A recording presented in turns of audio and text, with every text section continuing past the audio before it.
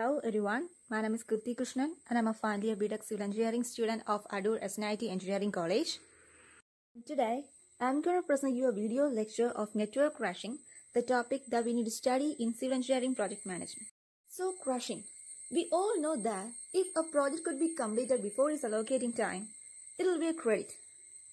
It's the primary object to complete the project at an earliest to get its quicker realization of benefits. And crashing is a scheduled compression technique which is used to shorten the project duration by adding additional resources to it. So yes, we can reduce the project duration by adding more resources to it. But at the same time, by doing this, we'll somehow increase the actual project cost. But that's okay. It's desirable to cut down the total project time even if it leads to increase in cost in some projects. Then how do we strike a balance? Here, we are using the trade-off concept. Time-cost trade-off. In crushing, if cost increases, the time decreases because they are inversely related to each other. So, we attempt to crash some critical events by allocating more resources so that the time can be reduced to a time less than its normal time. Generally, it's possible to reduce the project time by changing the resources allocated to it. The increase or decrease of the project duration results in decrease or increase of the cost anyway. For this, the time and cost are analyzed in a systematic way. This analysis helps in determining the optimum duration of the project. In actual practice, we assume the time-cost curve to be linear between the crash and the normal points. And the term cost slope is defined as the increase in the cost of the activity per unit decrease in the time.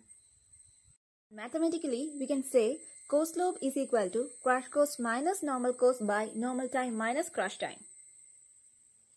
And next is algorithms for crashing, and it includes 6 main steps. The first step is critical path.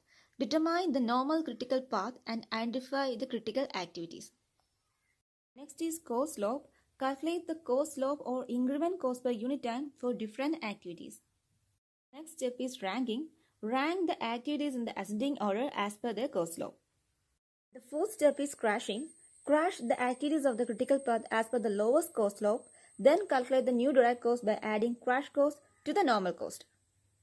Step 5. Parallel crashing. Since the critical path duration is reduced, the other path so become critical. So the duration can be reduced by simultaneously crashing the activities in parallel critical path. The final step, total cost.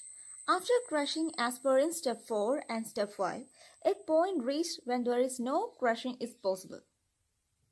And the total cost will be the sum of direct and indirect costs. Now is the pros and cons of the network crashing. By doing crashing, it reduces the project duration and also it can find the optimum project time. At the same time, the disadvantages. It increases the direct cost and management time and also the chances of risk. Now, let's take a look on a sample problem. In this problem, the table gives the data about the activities such as crash time, crash cost, normal time, normal cost, and also the overhead cost as rupees 2000. First of all, we need to find out the cost slope of activities. And here, we are using the equation cost slope is equal to Cc minus Nc by Nt minus Ct. From the table, the total duration is 20 weeks and we need to identify the critical paths. For that, we need to draw the network diagram as per the table data. Here, there are 2 paths and by considering the duration, ABC is the critical path with 16 weeks. Now we have the direct cost DC as a sum of normal costs as 15,600 and then we have to find out the indirect cost and total cost. Indirect cost can be found out by multiplying the total duration with the overhead cost given. After getting the DC and IC, we can find the total cost by adding them. From a solution table, the activity with minimum cost slope is C. So we are going to crash the activity C for first. Crash it by 2 weeks, then the duration becomes 18 weeks. Direct cost is equal to 15,600 plus 2 into 1,200, where 1,200 is the cost slope of C. The indirect cost IC is equal to number of weeks into overhead cost, that is 18 into 2000. Then the total cost is equal to the sum of IC and DC.